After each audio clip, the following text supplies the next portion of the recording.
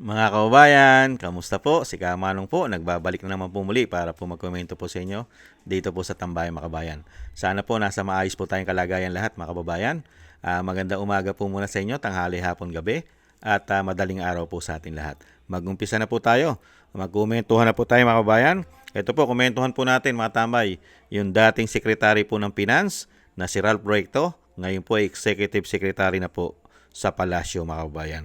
Ito po, kaya mariin niya pong tinanggi o pinabulaanan na siya po ang may accountability mga kababayan sa nangyari pong paglipat ng pera sa PhilHealth at dinala po sa National Treasury mga kababayan. Ganyan po talaga pagka nakakabistuhan na po ay kanya-kanya na pong turuan. At syempre ise-save na po niya ang kanyang sarili. Hindi po ba? Ganyan po talaga sila dahil sanay na sanay po sila sa mga trabaho yata na pagnanakaw sa gobyerno. Kailangan isisi sa iba. Ito po mga tambay. Pero sila naman po magkakasabwat. Hindi kaya? Pakinggan na po natin.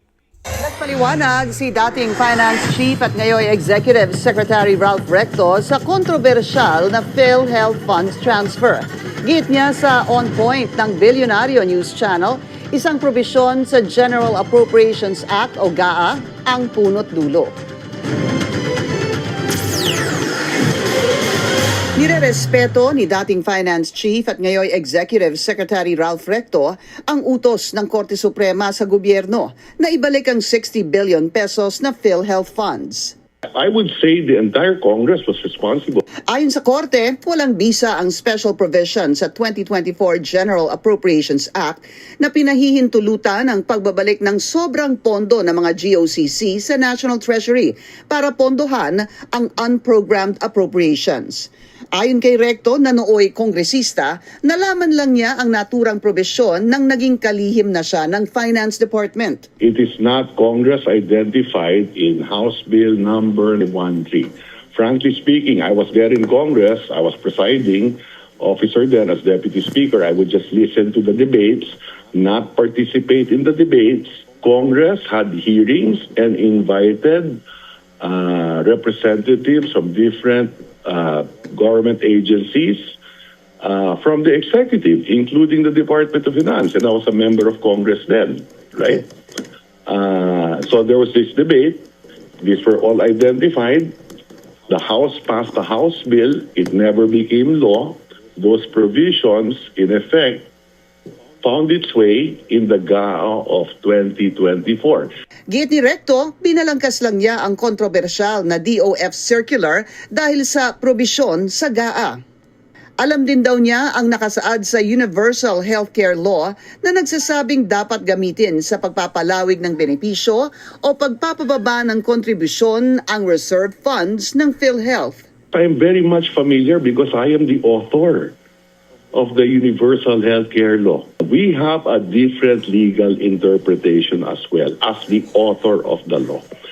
We did not take any money from the reserve funds of PhilHealth. That is our legal interpretation. What we took was the excess fund subsidy of the national government that was not spent by PhilHealth. Tama man sa kanyang paningin, aminado siyang may maling epekto ito. Economically, fiscally, at that point in time, it was correct.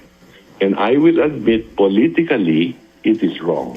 Pero saan nga ba ginamit ang 60 billion pesos na inilipat sa National Treasury? We wanted to have health-to-health lahat. Okay? Apparently, possibly, hindi napunta health-to-health. But a big portion of that was used to pay the public health emergency benefits and allowances for healthcare and non-healthcare workers during COVID-19. In fact, we paid more than from program and unprogram, more than 120 billion. At paano ngayon ibabalik ng gobyerno ang pondo sa state insurer? Well, it came from taxpayers to begin with. The fund balances, and it is not coming from members' contribution. Yeah, but it's still So it coming will from... be incorporated in the 2026 budget. Yeah, but And that is the order of the Supreme Court. do you understand, sir, the realization o yung pag-iisip po ng iba na parang 2 beses nagbayad yung taxpayers? You know, I for don't see it this? that way, Pinky. You don't see it that And way. neither does the Supreme Court. Yan po mga tambay, ang galing ano? Wala po sa kanila yan dahil nga po taong bayan po ang magsasakripisyo sa ginawa po nilang anomalya. At alam naman po nila sa sarili nila na bawal po ang ginawa nila. Kaya lang po, dahil nga po sa kasakiman umano sa pera ay gagawin po nila yan mga kababayan. Hindi po ba? At ngayon po naguhugas kamay po ang dating Finance Secretary, mga kababayan. At sino po ba dapat ang sisihin po mga tambay? Hindi po ba sila rin? Mangyayari po ba talaga yan? Kung Congress lang po ang gumawa po at isabatas yan ang paglipat? Sino po ba pumipirma? At sino po bang powerful para mag-utos na kuhanan ng pera? Ang PhilHealth. Di po ba? Magkakasabwat po sila umano lahat eh. Hindi po ba? Ngayon, nung magkabukuhan na at sinabi ng Supreme Court na mali at bawal ang ginawa nila, hindi tama ang ginawa nila, at pinababalik na ang pera, taong bayan po ang magsasakripisyo. Sa buwis na naman natin kukunin ang hindi maipaliwanag. Ngayon, sinasabi nila na gamit daw po sa panahon pa ng COVID-19 na mga hindi raw po nabayaran. Mga kabayan, nasaan po kaya yon? Madali naman pong sabihin yan. Dokumentado po ba yan? May mga resibo po ba yan? Na totoo yan? At sino-sino po yung mga tao na yan na sinasabi pong nabigyan at nakinabang ng bilyon-bilyon? Gaano po karami ang tao niyan? Totoo po bang tao yan? O mga ghost people yan? O mga kababayan? Sanay na sanay po silang mambudol, gaguhin, walang yain, tarantaduhin ang taong bayan umano. Sanay na sanay po dahil po sa kasakiman, kagahaman, sa pera, kapangyarihan umano. Nakakalungkot ano? Nung ginawa po nila yan, mga kabayan, lahat po sila ay nagkakaisa. Sinasabi po nila, silang lahat, tama ang ginawa nila dahil sobra-sobra ang pera ng PhilHealth. Isang damukal daw po. Di po ba? Pinag-usapan po yan noong 2024. Hanggang sa Senado. Di ba? Ipinaglalaban nila na dapat talagang kuhanan ng pera at hindi nabigyan ng subsidy ang PhilHealth. Di ba?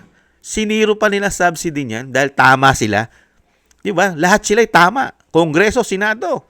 At ang Malacanang, ganun din sinasabi ni Bonget alias Bangag na tinatawag ng kanyang ate. Tama! Di ba? Dahil maraming pera ang PhilHealth. Hindi po ba?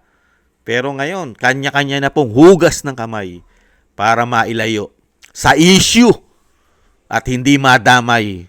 Kaya ito pong si Ralph Recto, mga tambay, nakita nyo po, napakahusay na politiko. Ibang klase. Pagka po magkakaipitan na, siya na po ang kauna-unahang maglilinis ng kanyang sarili. Unbelievable. Dahil siya raw po ang may panukala, lalong-lalo po, yung issue sa PhilHealth. Pinagmamalaki niya pa na may panukalang batas siya, mga kababayan. Kaya never siyang magkamali at never siyang magkapera sa pera ng PhilHealth, mga kababayan. Lalong-lalo po ang nailipat po nila na 60 billion at plano nga po nila dyan ay 90 plus billion, di ba? O 89 plus billion. Paano pa po yung nailipat na pera na 100 plus billion sa PDIC? Hindi po ba? At marami pang iba. Hindi lang naman po yan ang issue. Hindi po ba? Kaya dito po mga kabayan, talagang ang kasabihan ay nagkakatotoo. Ano po ang kasabihan?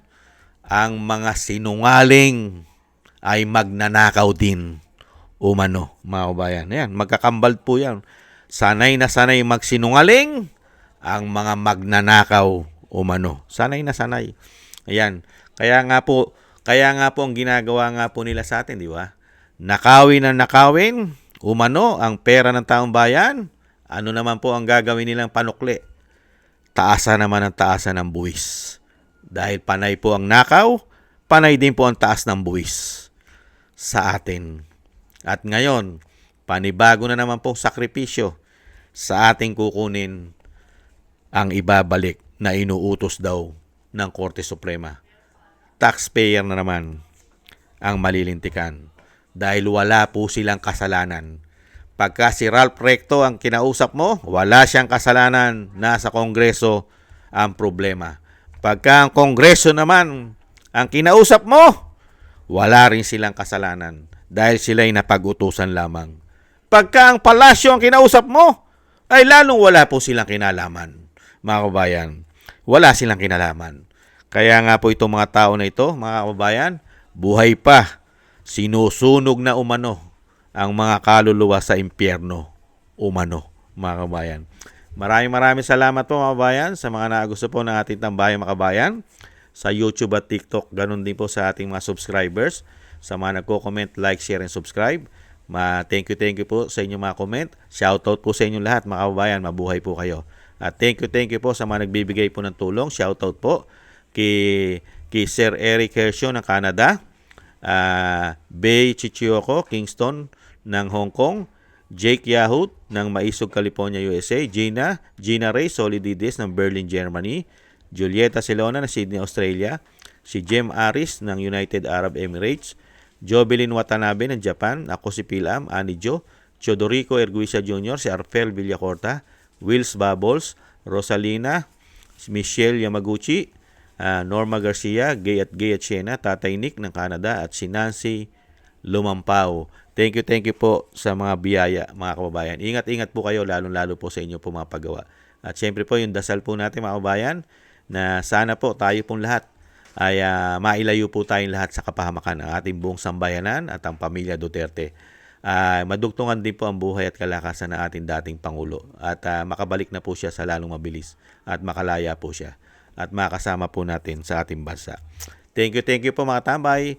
Happy holidays po at sana po ay araw-araw po ay Pasko po sa ating buong sambayanan.